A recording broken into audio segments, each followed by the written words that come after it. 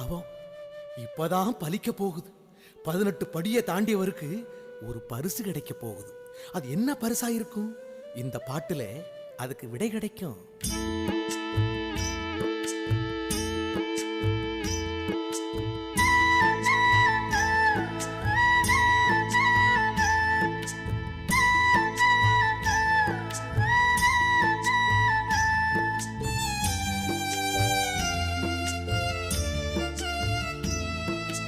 பார்த்து பார்த்து பரவசமானேன் சுவாமி, பார்த்து பார்த்து பரவசமானே.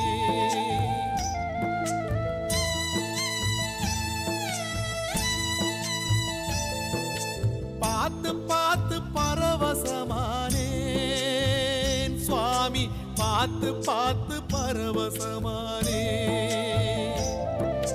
காத்து பட்ட